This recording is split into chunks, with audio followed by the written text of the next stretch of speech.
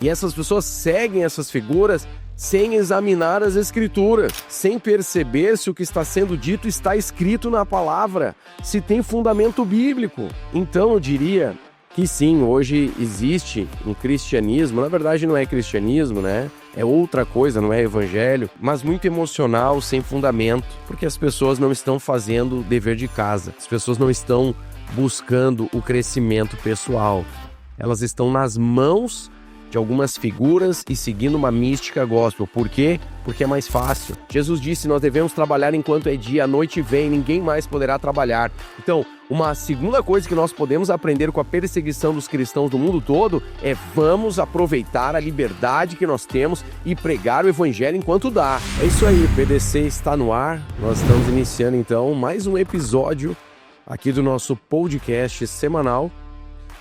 Todas as terças-feiras, 10 da manhã, nós estamos aqui com um episódio novo, episódio fresquinho aí, para abençoar o teu dia, a tua semana, falando de assuntos importantes do estilo de vida cristão, também da palavra de Deus, assuntos teológicos, e assim nós vamos juntos sendo edificados em nossa fé. Se você tem sido abençoado, não esquece de mandar esse episódio para os teus amigos, para os teus contatos, e como sempre a gente fala aí, faça a tua inscrição nos nossos canais, segue as nossas redes sociais e assim nós expandimos aí a nossa família PDC, a nossa família Encontros de Fé Viamão. Beleza? Tenho certeza que o Senhor vai falar contigo. Esse episódio especial, o Pastor Responde. Então, sem mais delongas, vamos lá para esse episódio.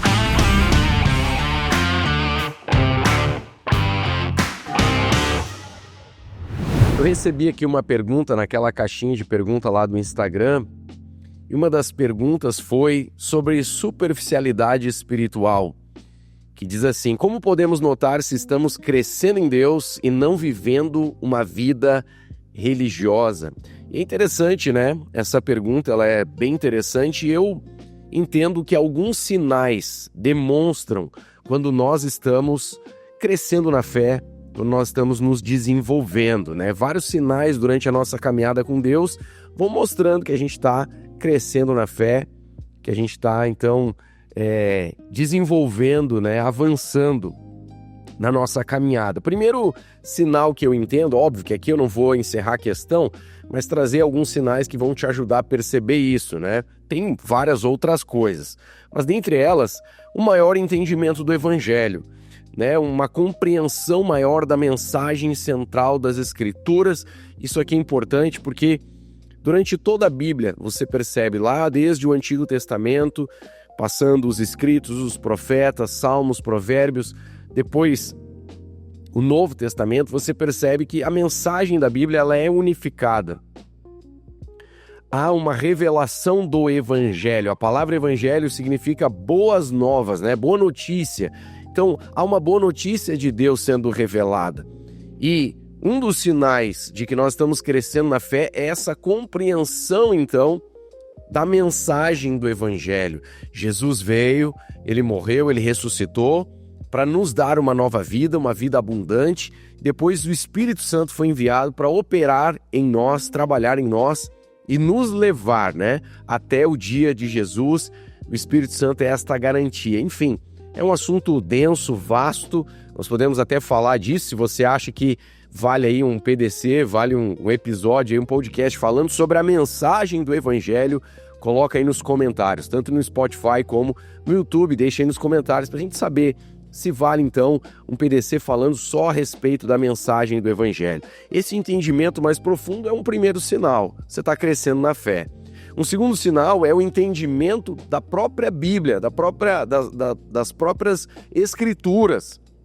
Você começa a ler e agora você começa a compreender, você começa a entender. Esses dias um amigo me perguntou, né, por que Paulo, o apóstolo Paulo, ele que falava tanto a respeito da fé em Jesus, da salvação pela graça, na fé, depois ele passa em um momento ali em Atos, ele faz um voto, ele raspa a cabeça, ele vai para o templo, ou seja, ele continua vivendo aqueles ritos judaicos, mas ele não falava que aquilo ali já para a salvação já não era mais necessário. E aí eu comentava isso com esse amigo, eu dizia, você não pode esquecer que Paulo era judeu, você não pode esquecer que quando nós estamos lendo a Bíblia, Isso é uma coisa muito importante nos dias de hoje. Nós não podemos cometer o que chamamos de anacronismo. O que é o anacronismo? É quando você lê um livro, um texto antigo e você interpreta ele com a visão, com a lente de hoje, esquecendo a época, esquecendo o momento político, geopolítico, econômico, social, cultural da época. É importante você entender isso. E isso é um sinal de que você está crescendo também na tua caminhada cristã, quando você lê a Bíblia e compreende essas coisas, consegue fazer essas distinções, essas diferenças, né? O exemplo que eu citei, Paulo, ele está dizendo que sim, a salvação é pela fé, não é por obras. Mesmo um judeu, ele tem que entender que não são as suas obras da lei que o salvam, mas a fé em Cristo Jesus. Mas ele continua sendo judeu, ele continua vivendo suas tradições, ele continua vivendo ali o seu dia a dia como um judeu, vivendo as suas festas que tinham significados importantes, né, guardando aqueles momentos ali. Mas isso ele era judeu. Agora, a própria igreja em Jerusalém fez uma carta para os gentios dizendo: não é necessário que os gentios guardem essas coisas que foram deixadas para os judeus. Então, quando você está crescendo em Deus, um dos sinais é você começa a ler a Bíblia e compreender esses detalhes, essas minúcias. Você começa a perceber que a mensagem do Evangelho passa também pelo entendimento da cultura, da época, da economia, da geopolítica. Isso também é um sinal aí de que você está crescendo na fé. Também, um outro sinal é quando nós estamos crescendo nas disciplinas espirituais. Você está aprendendo a orar, você está aprendendo a jejuar, você está aprendendo a tirar momentos de solitude, de meditação. A meditação que eu falo não é meditação oriental, tá? O oriental tem aquela coisa de esvaziar a mente para alcançar o nirvana ou não sei o que e tal, que na verdade tem até um ditado nosso que diz: cabeça vazia, oficina do diabo, né? Se esvazia a mente, o diabo se aproveita disso. A meditação que nós falamos é a meditação bíblica, ou seja, você está lendo, pensando, refletindo naquilo que você está lendo. Então, quando você desenvolve disciplinas espirituais, você cresce nisso, é um sinal do teu crescimento espiritual. Você já está orando, você já está lendo melhor, jejuando, meditando. Então, é um sinal aí do teu crescimento. E um outro sinal importante é o que as pessoas têm falado a respeito de você. As pessoas estão notando diferença na tua vida. Por que eu cito isso?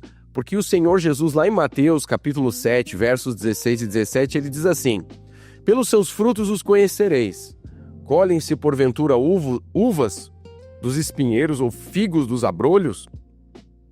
Assim toda árvore boa produz bons frutos, porém árvore má produz frutos maus. Não pode árvore boa produzir frutos maus, nem árvore má produzir frutos bons. Significa que quando você está crescendo em Deus, crescendo na fé, você vai produzir frutos.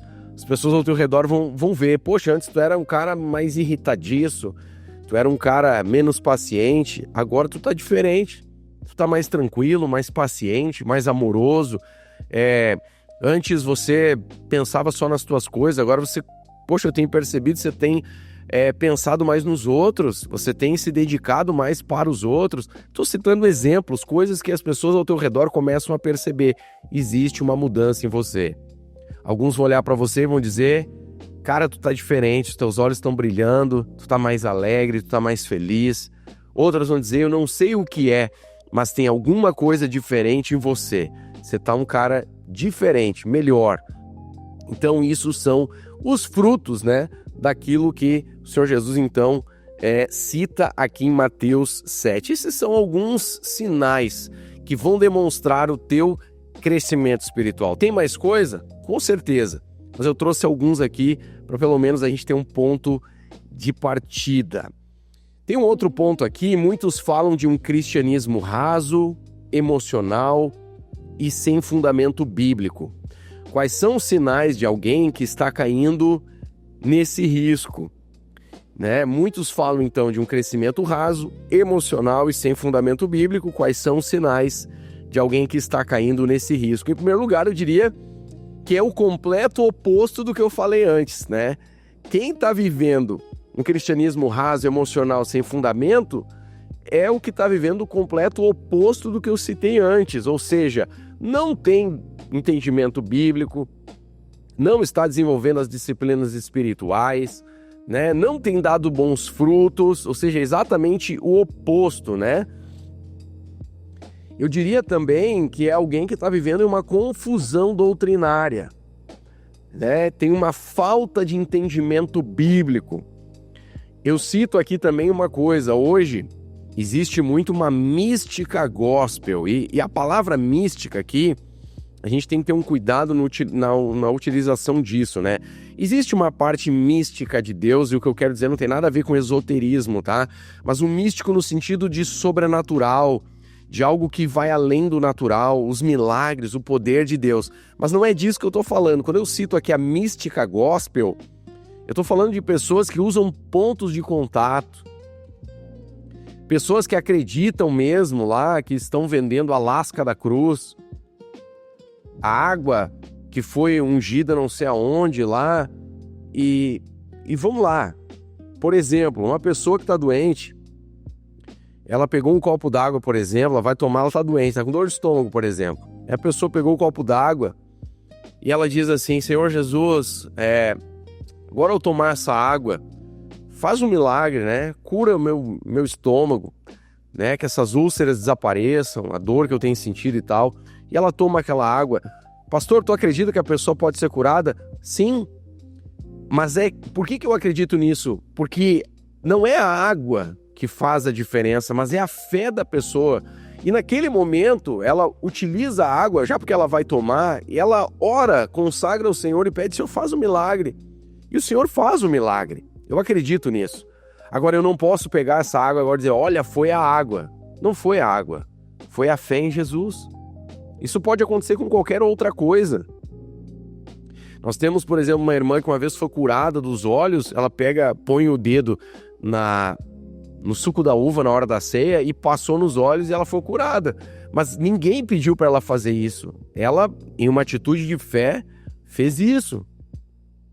Né? Tem o caso citado, por exemplo, de uma cruzada onde a pessoa chegou atrasada, já tinha acabado a cruzada, ela estava enferma, e ela perguntou: onde os pastores caminharam? Eles caminharam aqui. Ela pegou a serragem do chão onde eles caminharam, ela fez um chá, e ela tomou e ela foi curada.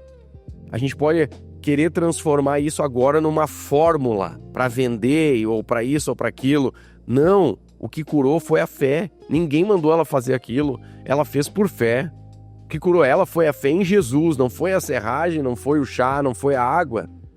Só que hoje as pessoas, demonstrando uma fé rasa, sem fundamento, rasa que eu digo de entendimento, hoje estão seguindo esse tipo de coisa. Hoje se dá muito valor a determinadas figuras, determinadas pessoas, elas têm um valor, pastores, líderes. Hoje tem um valor tremendo na vida de algumas pessoas, e essas pessoas seguem essas figuras sem examinar as escrituras, sem perceber se o que está sendo dito está escrito na palavra, se tem fundamento bíblico. Então eu diria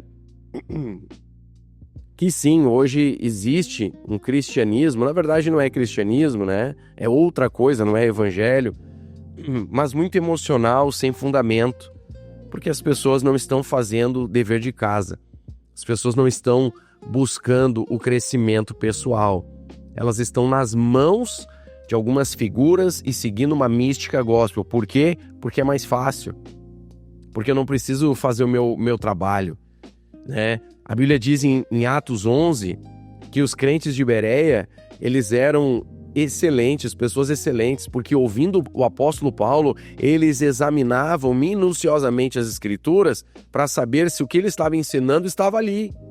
É esse tipo de pessoa que nós precisamos ser, bereanos.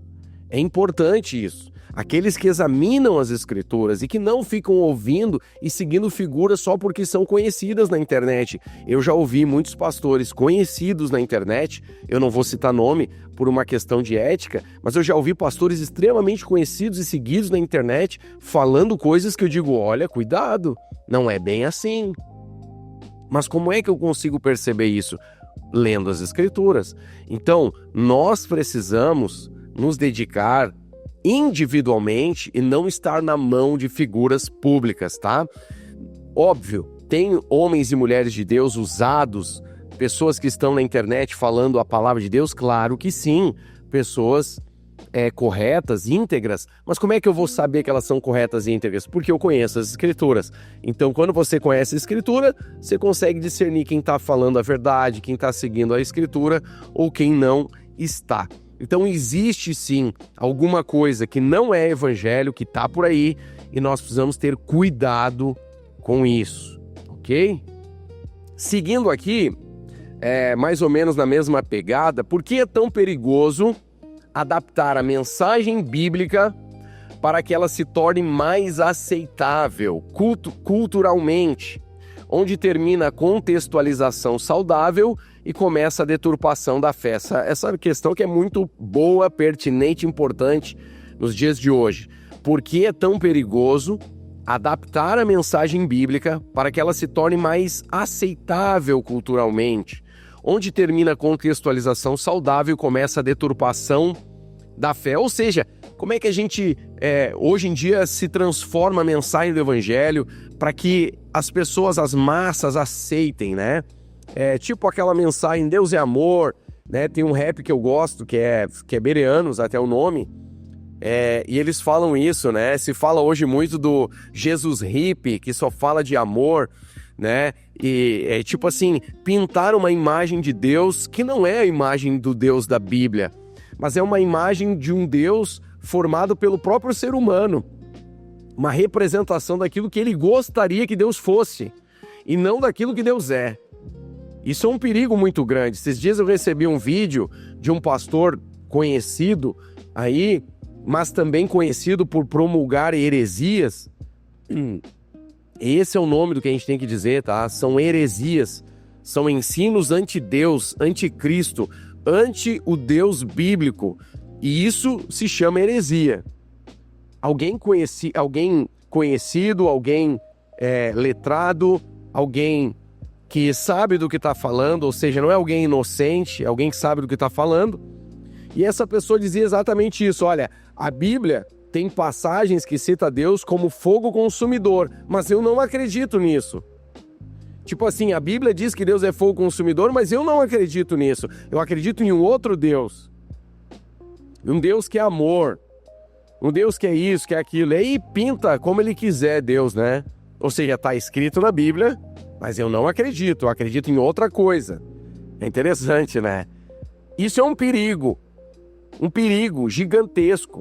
Porque pessoas hoje estão acreditando em um Deus formado de acordo com a mente humana, e não no Deus da Bíblia, não no Deus Pai de nosso Senhor Jesus Cristo, não no Deus de Abraão, de Isaac e de Jacó, não no Deus Criador dos céus e da terra. Eu estou nomeando aqui porque é importante. Estão acreditando em um outro Deus, em alguma outra coisa, e nós precisamos estar atentos.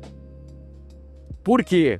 Porque em Mateus 24, o Senhor Jesus disse o seguinte: porque surgirão falsos cristos e falsos profetas, operando grandes sinais e prodígios, para enganar, se possível, os próprios eleitos. Ou seja, o Senhor Jesus já alertava há mais de 2.000 anos atrás que se levantariam falsos cristos, falsos profetas, com falsos ensinos.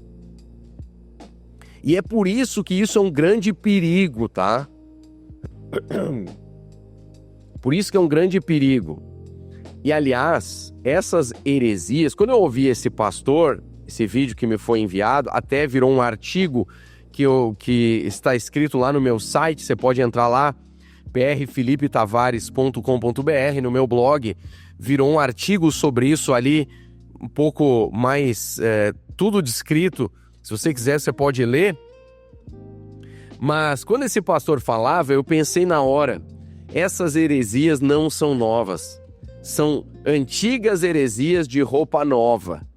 Porque o que ele está dizendo é tão antigo, mas é tão antigo, que lá no século II, os pais da igreja, né, aqueles que vieram logo após os apóstolos, já combateram. Por exemplo, Marcião de Sinop, ele foi um líder cristão do século II, que acabou se tornando um dos maiores hereges combatidos pelos pais da igreja. Olha o que ele dizia. Ele rejeitava o Antigo Testamento e ensinava que o Deus Criador revelado nele seria diferente do Deus de amor apresentado por Jesus no Novo Testamento. Ou seja, ele está dizendo, o Deus do Velho Testamento é diferente do Deus do Novo, não é o mesmo. Porque no Velho Testamento, ele aparece de uma maneira diferente, ou dá a impressão de ser diferente. Gente, isso aqui é heresia. O Deus do Antigo Testamento é o mesmo Deus do Novo Testamento, não mudou nada. Não mudou nada. Isso aqui é heresia, tá? Há uma nova aliança acontecendo, mas é diferente. O Deus é o mesmo Deus de uma nova aliança. Um assunto para um outro momento, tá? Se você quer que a gente fale mais disso, deixa aí nos comentários, para você entender melhor. Além disso, ele elaborou um cânon próprio. O que é o cânon? Lá, nos primeiros séculos, a igreja ela foi colocando em um cânon, que a palavra cânon vem de vara, de medir, em uma medida, os livros que eles consideraram, então, canônicos, que vem dessa palavra, ou seja, livros inspirados por Deus, já separando livros que não tinham essa inspiração divina. A gente também pode falar disso em outro momento. Quer um podcast sobre isso? Comenta aí. Hoje você vai ter que comentar tudo aí embaixo aí. Comenta aí embaixo para a gente falar de como foi formado o cânon bíblico, quais eram, então, esses critérios, tá? E aí ele forma um cânon próprio, excluindo os evangelhos de Mateus, Marcos e João, mantendo apenas uma versão editada de Lucas e algumas cartas de Paulo. Essa separação radical entre Antigo e Novo Testamento, conhecida como marcionismo, foi duramente combatida, presta atenção, foi duramente combatida por teólogos como Irineu de Leão, Tertuliano e outros, pois negava a unidade da revelação bíblica, deturpava a natureza de Deus e ameaçava a fé apostólica transmitida desde o primeiro século. Então presta atenção, essa história de que não existe inferno, de que Deus não envia ninguém para o inferno, de que Deus é só amor, excluindo as outras coisas da natureza de Deus. Deus é justo, Deus é fogo consumidor, Deus sim é juiz, e a Bíblia deixa isso muito claro. Ele escolheu um dia e alguém chamado Cristo Jesus, o seu Filho, pelo qual ele julgará todos os homens e mulheres de todas as nações, povos, tribos, línguas. Em um dia, todos serão julgados. Então, essa história de que o Deus do Antigo Testamento é um, do Novo é outro, Deus é só amor, eu excluo coisas que eu não gosto da Bíblia, isso não é novo, gente. São heresias velhas de roupa nova. Mas, no fundo, isso é extremamente perigoso. O anticristo, isso é do diabo. Nós precisamos prestar atenção, acordar, cuidado. E aí eu encerro esse ponto dizendo o seguinte: há mais de 2000 anos, toda a cristandade creu na mesma Bíblia que nós temos hoje, seguiu a mesma pregação dos apóstolos e pais da igreja, mas não, surge um cara hoje que diz o seguinte: estava todo mundo errado, eu é que sei. Tô inventando a roda. Tô fazendo tudo novo, esses caras não sabem de nada, é só tu que é o sabichão, tu que é o bonzão, tu que é o cara, né? Há 2000 anos toda a cristandade errada, Pedro, Paulo, João, todos eles errados, tu que é o cara, tu que sabe, né? Então assim, a gente tem que estar ligado, cuidado com esse tipo de evangelho soft, o evangelho que aceita tudo. O mundo aceita tudo, mas o mundo o que tem a ver com o evangelho? O mundo é mundo, jaz no maligno. O mundo segue suas ideias mirabolantes, diabólicas, né? E totalmente fora do contexto bíblico. O que o mundo segue não tem nada a ver com aquilo que a gente segue, certo? Com isso eu não estou dizendo, óbvio, a gente trabalha, a gente estuda, a gente está no mundo, mas a gente precisa manter os princípios do reino de Deus e da palavra de Deus. O mundo está perdido, meu amigo. O mundo está perdido, é só você olhar para os jovens adolescentes, muitos tentando terminar a sua vida, muitos se cortando, vivendo ansiedade, tomando um monte de medicamento, não sei o que, não sei o que lá. O que você está vendo? Tão perdido. Então, se o mundo tivesse certo, essas coisas não estavam acontecendo. Então, assim, nós precisamos seguir a palavra de Deus. Cuidado, é perigoso quando nós tentamos tornar a mensagem do evangelho mais aceitável. Nós não precisamos fazer isso. A mensagem do evangelho é o que é. Óbvio, não precisamos brigar com ninguém, não precisa discutir com ninguém. A gente tem que ser amoroso, tem que ser carinhoso. A minha esposa fica falando, tu tem que parar de falar desse jeito, que é o meu jeito de falar, né? Eu sou meio enérgico assim e tal. Mas assim, eu falo aqui de forma enérgica defendendo o evangelho. Mas com as pessoas, a gente tem que ser amoroso, carinhoso, claro que sim. Agora, defendendo a verdade. Jamais abrindo mão da verdade. É interessante isso, tem que ter cuidado, né? A gente não tem que tornar a mensagem do evangelho mais palatável às pessoas. Uma outra questão aqui, que segue, né, uma outra questão, deixa eu ver aqui, segue mais ou menos a mesma pegada, que é como a crescente secularização da sociedade pressiona os cristãos a separar a fé e vida prática. É possível ser fiel à Bíblia sem parecer retrógrado, ou seja, quadrado, careta diante do mundo? Como a crescente secularização da sociedade nos pressiona como cristãos? O que isso significa? Deixa eu tentar traduzir isso aqui para você. Se você for estudar a civilização, como a sociedade foi civilizada ao longo dos séculos, você vai perceber que a construção da civilização, ela pega a filosofia grega, o direito romano e a moral e a ética judaico-cristã. Então, o mundo ocidental basicamente foi construído nesse tripé: filosofia grega, direito romano e ética e moral judaico-cristã. Com o passar dos séculos, e principalmente agora nos últimos séculos, com a modernização, houve uma secularização, ou seja, as pessoas querem se afastar desde lá a Revolução Francesa, o Iluminismo, né? Vem se pregando uma separação da ciência e da fé,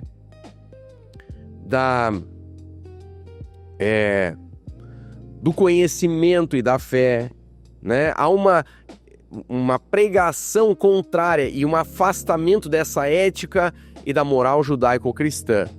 Isso é intencional, tá? Então, hoje, os cristãos, eles são pressionados a... Não, uma coisa é a tua fé, uma coisa é tu ir à igreja, outra coisa é tu vir querer viver esses princípios aqui no trabalho, na faculdade, não sei aonde. Então, há uma pressão para que a gente separe essas coisas. Primeiro, não tem como separar, tá? Você não tem como vestir uma roupa de crente e ir pro culto no domingo e depois na segunda-feira, não, aqui é outra coisa. Então você não é crente. Não tem como. Ou você vive a fé 24 horas, 7 dias por semana, é 24 por 7. Ou você não é, tá? Agora é óbvio, vamos lá, vamos separar. Uma coisa é você viver os princípios do reino, outra coisa é fazer proselitismo. Eu não tô dizendo para você pegar uma cadeira, subir no banco lá no teu trabalho e começar a gritar. Lá e dizer, olha aqui, cambada, vocês vão tudo pro inferno, vocês têm que se converter. Você vai ser despedido. Justa causa ainda, né? Você foi lá para trabalhar, você não foi lá para fazer isso. Não é isso que eu tô falando. Mas eu tô dizendo, viver os princípios do reino. Se você for pressionado a mentir, não, eu vivo a verdade. Se você for pressionado a enganar, se você for pressionado a aceitar algumas coisas que vão contra a tua fé, aí você vai ter que se posicionar. É disso que eu tô falando. Então, hoje sim, há uma secularização e um pressionar os crentes porque nos chamam de caretas, quadrados, retrógrados, ultrapassados. E deixa eu dizer, pode nos chamar do que quiser. Óbvio, a gente pode utilizar tudo aquilo que é lícito, que é correto, que é possível. Claro que sim, né? Hoje tem telão de LED na igreja, hoje tem fumaça, hoje tem iluminação, câmeras, né? A gente usa a mídia, não tem problema nenhum. Desde que isso não confronte os nossos princípios e valores, está tudo certo. Nós não precisamos parecer careta de cara, né? Agora, para muitos a gente vai ser careta. Quando nós afirmamos, por exemplo, os princípios do reino, como o casamento, né? Do homem e da mulher, a família tradicional, o cuidado com os filhos, né? A sujeição da esposa ao marido, o marido amando a sua esposa. Tudo, nossa, tudo que eu tô citando aqui, politicamente incorreto hoje. É dessas coisas, né? Mas sim, a gente pode continuar mantendo isso, mas demonstrando às pessoas o amor de Deus. Então, esse é um tema extremamente importante na vida cristã, porque se você não é crente 24/7, isso é vida religiosa, tá? Você está vivendo religião. Vou na igreja e depois eu faço outra coisa em casa. Então você está vivendo religião. Agora, eu acho que a gente não tem que se preocupar tanto com aquilo que as pessoas pensam sobre nós. E nesse sentido, presta atenção. Eu não estou falando que você tem que fazer qualquer coisa de qualquer jeito, não é isso. Eu estou falando assim, quando você vive os princípios do reino, e alguém te critica por causa disso, você é careta, quadrado, bom, é o problema dela. É isso que eu estou falando. Agora, nós devemos sim agir de maneira equilibrada. Vamos lá, tem muito crente desequilibrado. É isso que eu falei, chega no trabalho, aí ele vai orar, né? Ele começa a trabalhar às 9 da manhã, mas daí chega às 9 ele quer tirar meia hora de oração. Não, mas é teu horário de trabalho, meu amigo. Aí você tá agindo errado. Há um desequilíbrio. Vai na hora do almoço lá, começa a pregar em voz alta, lá gritar, mandar todo mundo pro inferno. Tá errado. Tá faltando equilíbrio. Nós precisamos sim manter um equilíbrio, né? Manter uma postura. Agora, quando você tá vivendo equilibrado, de maneira correta, se alguém te chamar de quadrado ou careta, por princípios que você mantém, bom, aí é o conceito da pessoa, tá certo? Agora, uma fé bíblica e viva, ela compreende o amor de Deus como ele é. Então, você é equilibrado, você demonstra o amor de Deus às pessoas, mas mantendo sempre a tua fé no lugar. Beleza? Vamos para uma próxima questão aqui. Agora falando da perseguição global, um assunto importante, tá? Enquanto muitos aqui discutem detalhes teológicos, a gente vê isso muito na internet, né? As brigas teológicas e tal, né? Os jovens gostam muito desses assuntos e embates, escatologia, a volta de Jesus e tal. Legal, desde que isso não leve a discussões sem fundamento, ok. Agora, enquanto muitos discutem essas coisas, outros, em outros países cristãos, estão literalmente, tá? Sendo mortos por sua fé. Eu desafio você a entrar no site do Portas Abertas, tá? Entra no site do Portas Abertas, lá eles têm um mapa com todos os países mais perigosos do mundo para um cristão. E sim, hoje, tá? Século 21, 2025, nós temos cristãos sendo perseguidos, cristãos sendo mortos, cristãos sendo enviados para campos de concentração e trabalhos forçados.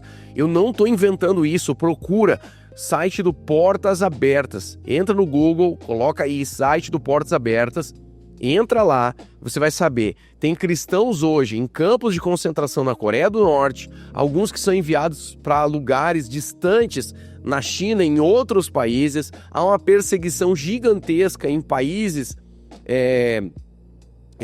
como Nigéria, Somália e tantos outros. São perigosíssimos você ser cristão nesse lugar, a ponto de você ser morto, pastores sendo mortos na frente da congregação, pais de família sendo mortos na frente dos filhos e da esposa, da família. Isso acontece hoje.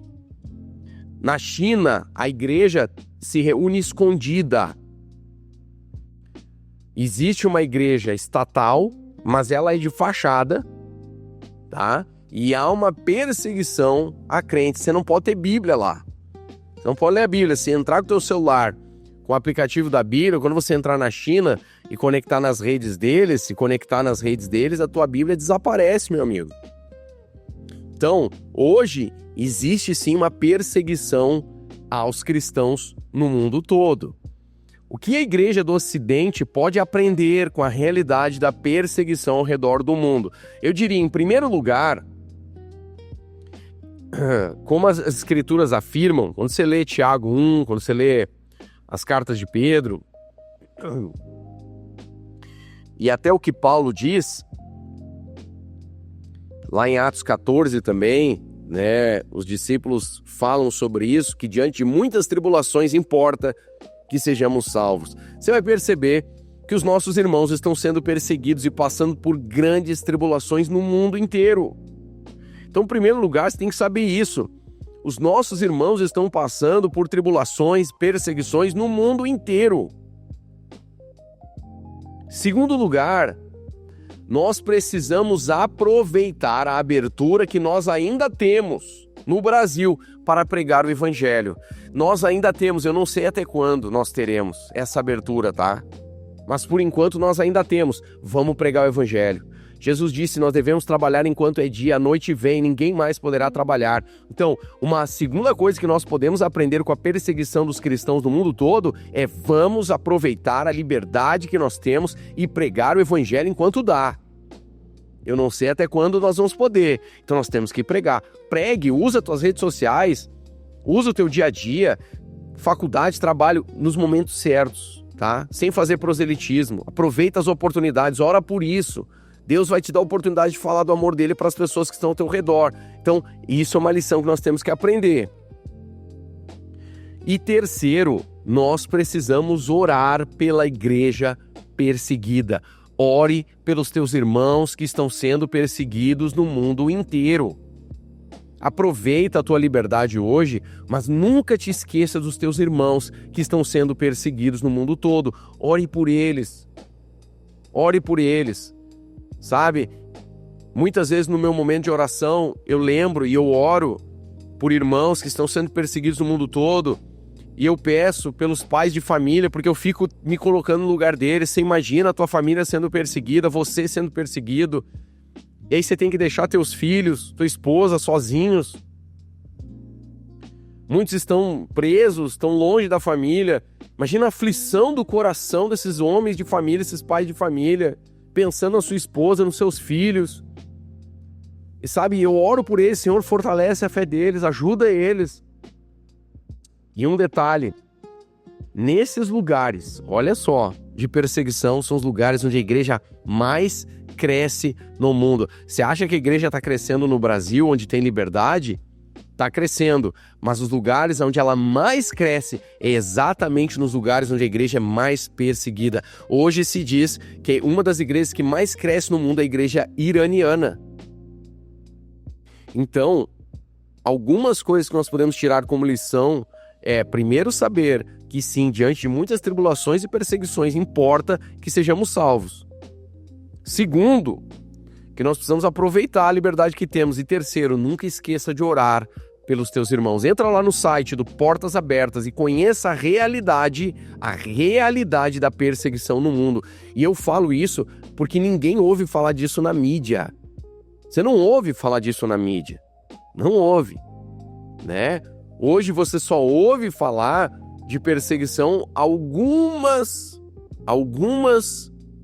religiões. Mas quando se fala de cristianismo, ninguém fala nada. E existe sim uma perseguição, tá? Como equilibrar a defesa da justiça social e da dignidade humana sem diluir o evangelho em ativismo político ou ideológico? Como equilibrar a defesa da justiça social, da dignidade humana, sem diluir o evangelho em ativismo político ou ideológico? Em outras palavras, trocando aqui em miúdos, como que nós podemos viver uma justiça social sem transformar isso em política, em ativismo político, né? Como viver a justiça social de maneira bíblica, né? Deixa eu entrar nesse assunto aqui, que é um assunto importante e relevante, tá? Um erro grotesco que eu já vi muitos cometerem, olha só, é dizer que Jesus era comunista. Sim, eu já ouvi isso várias vezes. Óbvio que de pessoas progressistas, de esquerda, socialistas e comunistas. Eles querem trazer para o assado deles. Por que eles dizem isso, que Jesus era comunista? Pelo fato de Jesus dizer, por exemplo, aquele jovem rico vende tudo que tem dá aos pobres e me segue, por exemplo. Pelo fato de Jesus dizer que nós devemos dividir, cuidar das outras pessoas, dividir o pão e etc. Agora vamos lá. Então Jesus era comunista porque disse essas coisas? É claro que não. Óbvio que não. Mas como é que tu pode afirmar isso? Em primeiro lugar, vamos lá. Em primeiro lugar, uma coisa que você tem que entender. O reino de Deus, ele é apolítico. Ele é apartidário. E ele é de outra dimensão. O que eu quero dizer com isso? O reino de Deus não tem nada que ver com política. Não tem nada que ver com partidos políticos. Não tem nada que ver com esta dimensão física e humana. Não tem nada que ver, eu quero dizer, em primeiro lugar, o reino de Deus é espiritual. É claro que ele vai mover no mundo físico, é claro que ele vai mover no mundo dos homens, mas ele é essencialmente espiritual. Tá certo? Por exemplo, lá em João 16:36, o Senhor Jesus disse: o meu reino não é deste mundo. Ele está afirmando isso, o meu reino não é dessa dimensão. Se o meu reino fosse deste mundo, os meus ministros se empenhariam por mim, para que não fosse eu entregue aos judeus. Mas agora, olha que interessante, o meu reino não é daqui, porque um dia o reino de Deus em sua plenitude será sim manifesto em todas as dimensões. Quando o Senhor Jesus voltar, sim, aí o reino de Deus será manifesto em todas as dimensões. Então agora Jesus disse, o meu reino não é daqui.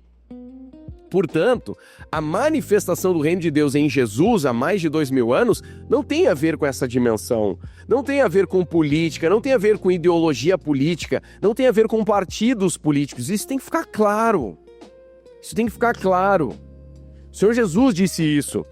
Lá em Mateus 22:21, responderam: de César. Então lhe disse Jesus dizendo: dai, pois, a César o que é de César e a Deus o que é de Deus. Quando Jesus está dizendo isso, dai a César o que é de César e a Deus o que é de Deus, ele está dizendo: vivam a civilidade de vocês, vivam a vida civil de vocês, cumpram as leis, paguem os impostos a quem dê direito e deem a Deus o que é de Deus. Ou seja, uma coisa é uma coisa, outra coisa é outra coisa. Jesus está dizendo isso. E com isso, se alguém tem uma aspiração política e, inclusive, uma vocação, viva a tua vocação como cristão na política, assim como o advogado, o engenheiro, o médico. Vai lá, viva a tua vocação, seja sal lá naquele meio. Agora, nós não podemos misturar a mensagem do evangelho com política. Isso aqui não. Uma coisa é uma coisa, outra coisa é outra coisa. Eu tenho que deixar isso claro, tá?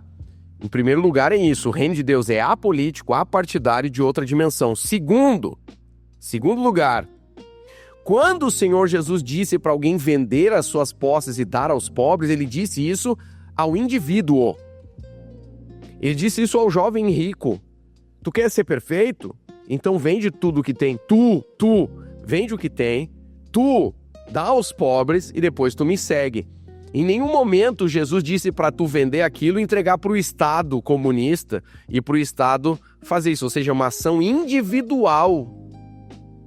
É uma ação da pessoa e tem a ver, eu escutava esses dias um pastor que dizia isso de uma maneira correta, tem a ver com uma atitude da própria pessoa, uma decisão, ou seja, há uma decisão pessoal. Jesus diz, tu quer ser perfeito? Vende tudo que tem. E a história diz que o jovem não vendeu, ele ficou triste, ele foi embora, porque ele era muito rico. Ou seja, Jesus respeitou a decisão da pessoa.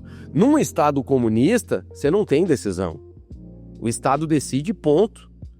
Então não tem nada que ver, Jesus não tinha nada que ver com comunismo, tá? É um posicionamento individual, tá certo? E um detalhe, Jesus não é nem de esquerda, não era nem de esquerda e nem de direita. Ninguém pode se apropriar do reino de Deus e das posições de Jesus como sendo de esquerda ou de direita.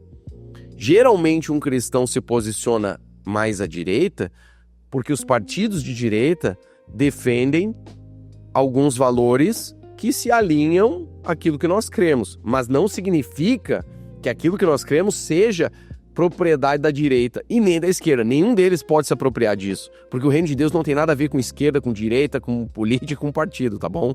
Então entenda isso. Em terceiro lugar, basta você estudar a história do socialismo, do comunismo no mundo e você vai perceber que o cristianismo não é bem-vindo em nenhuma nação comunista. Eu acabei de citar a China, por exemplo.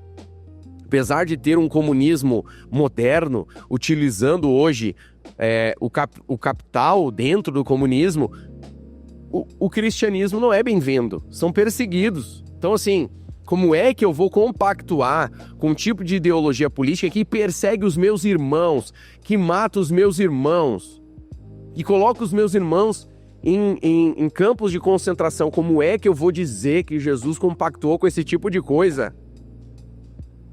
Basta você fazer um pequeno estudo, né, do socialismo e do comunismo e tu vai perceber isso. Aliás, lá num dos livros, que é a cartilha do socialismo e do comunismo, já se diz: a religião é o ópio do povo, ou seja, a religião é o que, de alguma forma, entorpece o povo.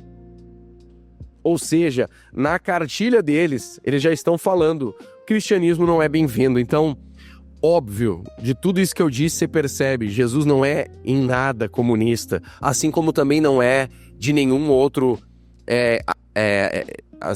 espectro político, tá bom? Então, para nós vivermos a justiça social sem diluir em ativismo político, nós precisamos separar isso e entender, né? Evangelho é uma coisa, cristianismo é uma coisa. Viva isso de modo individual. Ou se você quer se reunir com a tua comunidade, com a igreja e viver ação social, justiça social, legal. Agora não faça disso bandeira política, porque você entendeu que o que Jesus veio fazer não tem a ver com politicagem. Isso aqui é importante a gente estar ligado. Vamos lá. Alguns cristãos dizem que há um clima crescente de hostilidade contra a fé no Ocidente. A gente até já citou isso um pouco aqui, né? Isso é realidade ou vitimismo? Realidade, a gente acabou de falar e citar. Visita o site do Portas Abertas, você vai saber, realidade. Como podemos reagir de maneira bíblica diante desse cenário, tá? Então, assim, além de dizer que é uma realidade, a gente vê que há um crescimento há muitos anos agora, e principalmente nesse período mais próximo do que nós estamos vivendo hoje, há sim um crescente discurso anticristão. Aliás, colocando os cristãos como o centro dos problemas do mundo, né? Hoje tem essa questão de Israel e a Palestina e não sei o quê, e aí colocam os cristãos, porque sempre foram defensores e sempre serão de Israel, como sendo o centro dos problemas do mundo. Ora, nós defendemos o povo de Israel, oramos por Israel, mas isso não significa que nós queremos o mal das outras nações. Uma coisa é uma coisa, outra coisa é outra coisa, né? Agora, nós não podemos compactuar com terrorismo contra qualquer nação do mundo, seja contra Israel, seja contra qualquer outra nação do mundo. Nós não podemos compactuar com isso. E assim, quando nós tentamos entrar lá nos assuntos Israel e as nações que o circundam, tá? É muito difícil você ter uma posição clara e correta daqui de fora. Você teria que estar lá, entendendo a realidade, tá? Tem muita gente falando bobagem daqui de fora contra Israel, dizendo que Israel isso, Israel aquilo, não sei o quê, e também defender todas as ações do governo. Aí eu não estou falando biblicamente, do governo de Israel. Também é difícil quando a gente está longe daqui. Agora, como cristãos, sempre defenderemos Israel, oraremos por Israel, pela paz naquele lugar, no Oriente Médio, oramos pela paz, para que cessem as batalhas, né? Nós sempre vamos orar por isso. Agora, existe sim uma cristofobia, sem dúvida, há uma perseguição aos judeus, isso tem crescido de novo, e aos cristãos. Então nós precisamos perceber isso. Nações, por exemplo, com uma história rica no protestantismo, no evangelho, no cristianismo, hoje estão abandonando o cristianismo e abraçando outras religiões. Eu cito aqui, por exemplo, a Alemanha, berço do protestantismo. Hoje a Alemanha tem uma concentração islâmica gigantesca, tem abandonado o seu passado protestante e se convertido a outras religiões. A gente tem que estar ligado nisso e a gente precisa hoje, quem sabe nós que recebemos o evangelho de nações como essa, precisamos hoje orar por isso, nos voltar e enviar pessoas nesses lugares, e temos enviado. O Brasil tem sido um berço aí de missionários às nações para a pregação do evangelho, tá bom? Chegando aqui nas duas últimas questões, uma delas tem a ver com masculinidade e identidade. Os homens cristãos enfrentam pressões específicas: pornografia, identidade, falta de modelos saudáveis. Qual é o papel da igreja em restaurar a masculinidade bíblica? Vamos lá, é interessante isso. Eu também tenho lá no meu site um artigo sobre o assunto, a pornografia. Entra lá, prfelipetavares.com.br, e você pode ler no blog também um artigo, não só trazendo números, mas também caminhos para você ser livre da pornografia. A gente também falou bastante disso agora nas últimas semanas, tá bom? Então, assim, qual é o papel da igreja para restaurar a masculinidade bíblica? Em primeiro lugar, existe sim o enfraquecimento da masculinidade hoje. Hoje, os homens e os jovens estão sendo treinados ou ensinados a serem fracos, não por fora, mas no seu interior. Hoje os homens são fracos, tá? E é importante a gente restabelecer uma masculinidade bíblica. O homem não deve ter vergonha e nem medo de dizer: eu sou homem.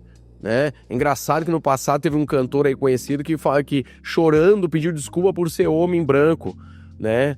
Dá vontade de dizer: cara, tu não tem, olha, por favor, né? Não, nós temos que ter orgulho de ser homens e de honrar aquilo que Deus nos deu, o chamado da masculinidade. Isso não tem nada que ver com ser grosso, com ser um tipo ou seja, defender violência, não tem nada a ver com isso, nada a ver com isso.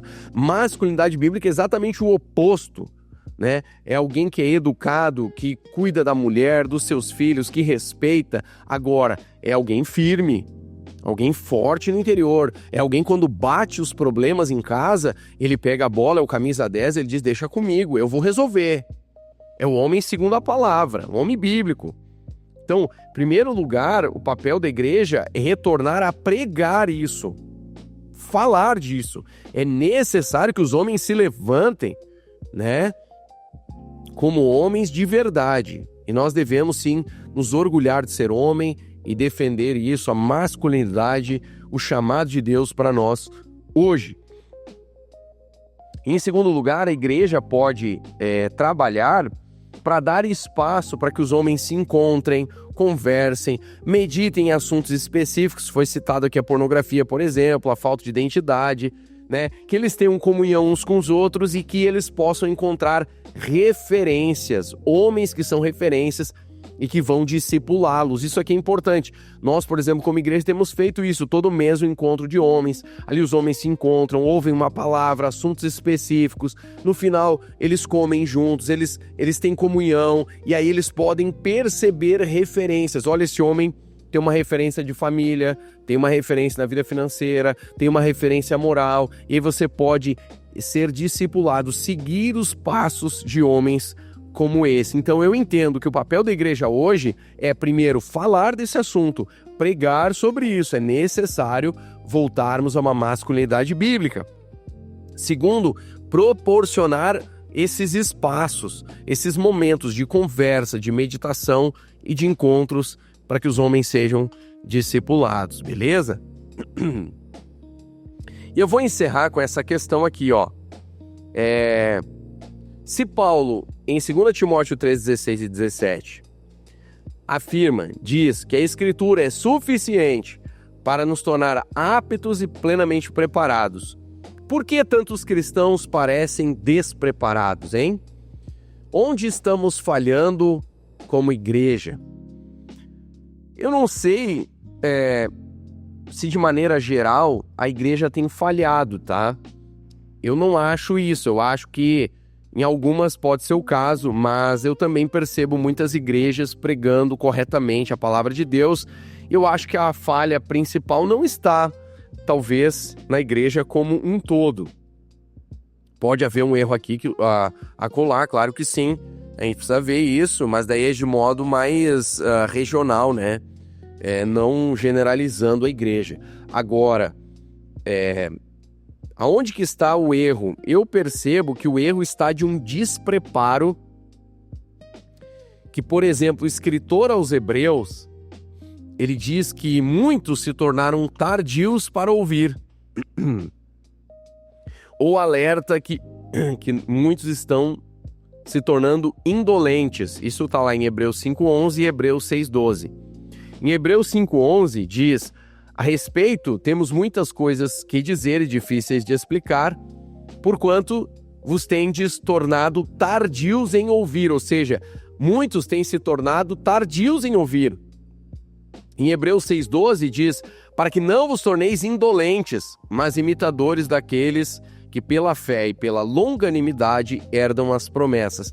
E o significado de indolente é aquele que manifesta pouca vitalidade, que age com lentidão, preguiçoso. Então, eu diria que o erro está em que muitos estão se tornando preguiçosos, indolentes, tardios, a falta de dedicação na leitura, na escritura, no buscar, no entender, no buscar a Deus.